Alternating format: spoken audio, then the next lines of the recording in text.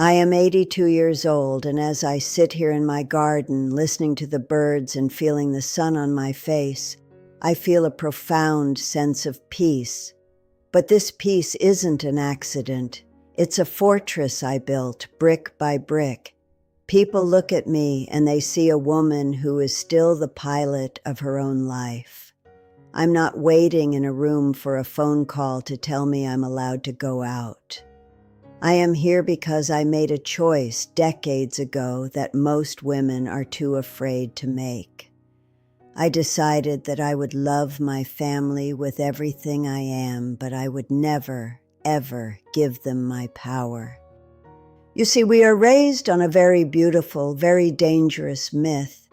We are told that as we age, the noble thing to do is to step back, to hand over the keys, the bank accounts, and the heavy decisions to our children. We are told it's an act of love, a way to let them care for us. But after 8 decades on this earth, I have seen the truth behind that curtain. When you give away your power, you don't become cared for, you become managed. And there is a world of difference between being a person who is loved and a problem that is being handled. I want you to listen to me carefully, especially if you are in your 60s or 70s.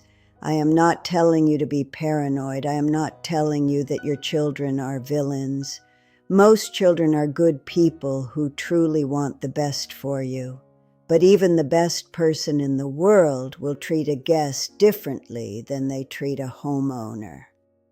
The moment you move into the guest suite, the moment you put their names on your deed, the moment you give them the passwords to your life, you have shifted the dynamic of your relationship forever. You have traded your seat at the head of the table for a seat at the kids' table. Let me tell you what happened to one of my closest friends. Let's call her Martha. Martha was just like me, vibrant, sharp, and independent. But when she turned 75, her daughter convinced her that the big house was too much and that it would be safer to sell it and move into a beautiful cottage they built in their backyard. Martha loved her daughter, so she did it. She handed over the proceeds from her home sale to help with their mortgage, thinking she was securing her future and helping her family at the same time. For the first year, it was lovely, but then slowly the management began. First, it was her daughter suggesting she shouldn't drive at night.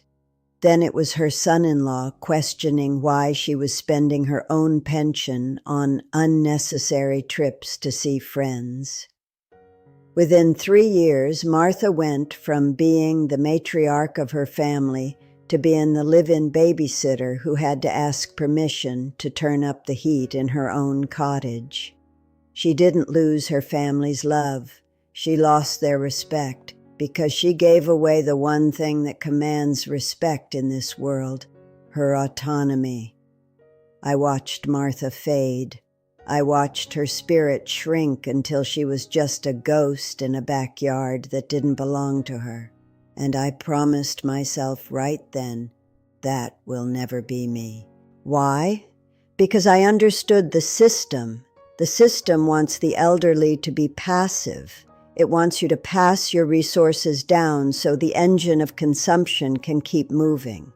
But more importantly, I understood human nature. People, even those who share your blood, resent what they have to carry. If you make yourself a burden by giving up your independence, you are teaching your children to resent you. But if you keep your power, you remain a woman they admire. Love your family. Pour your heart into them. Be the best grandmother the world has ever seen. But keep your bank account in your name. Keep your house in your name. Keep your secrets to yourself. Independence is the only currency that doesn't devalue with age. I've seen so many women make the grand sacrifice. They think that by being selfless, they are earning a place of honor. But in the real world, selflessness often just leads to being overlooked. Don't be a martyr. A martyr is someone who dies for a cause. I don't want you to die for your family. I want you to live with them. And you can only live fully when you are standing on your own 2 feet. Your children have their own lives. They have their own debts, their own stresses, and their own maps. If you place the weight of your survival on their shoulders, you are asking for a bridge to break. The greatest act of love you can offer your children is the fact that they never, ever have to worry about what's going to happen to you. And the only way to do that is to stay powerful. I stay jovial, I stay well-dressed, and I stay sharp because I have the resources to do so. I don't have to wait for a yes to live my life. And do you know what that does for my relationship with my children? It makes every visit a joy.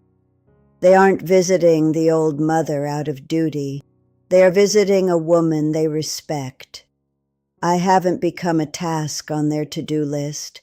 I am still a person on their calendar. If you are 60 today, you are at a crossroads. The world will try to convince you that slowing down means giving up. Don't fall for it. This is the time to consolidate your power, not surrender it. You need to be the hero of your own story. You need to realize that the respect you receive from your family is directly tied to the boundaries you set. Trust wisely. Trust with your heart, but verify with your head. Keep your medical decisions, your financial decisions, and your personal freedom in your own hands for as long as God gives you breath. People ask me, "Aren't you lonely in this garden?" And I smile and tell them, I'm never lonely when I'm in the company of a woman I respect. And the woman I respect is the one who didn't let the world or her family strip her of her dignity. I built this life. I earned this peace. And I'm not handing the keys to anyone until the very last mile. This isn't about being anti-family. It's about being pro-you. When you are strong, the whole family is stronger. When you are independent, the love you share is cleaner. It's not muddied by guilt or obligation or the quiet resentment of having to take care of mom. The system wants you to be a sweet, fading memory. I choose to be a living, breathing reality. I am 82 and I am still dangerous because I am still free. I want you to look at your life tonight. I want you to look at the papers you've signed and the promises you've made. If you've started to give away your power, stop. Take a step back. Reclaim your space.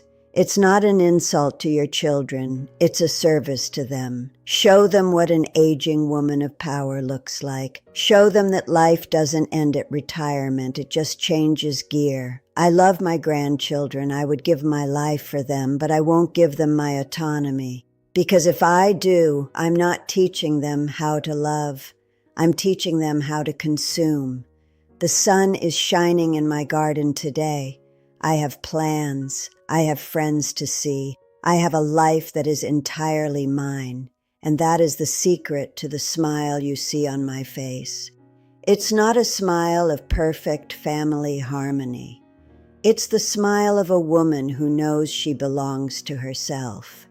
Stay sharp, stay elegant, and above all, stay in control. I'm telling you this because I want to see you in the same garden in 20 years, looking just as radiant, just as confident, and just as powerful as I feel today. The map of your life is still in your hands. Don't let anyone else draw the final chapters. If you're ready to reclaim your independence and live your best years with power, subscribe to this channel. We are building a community of women who refuse to fade away.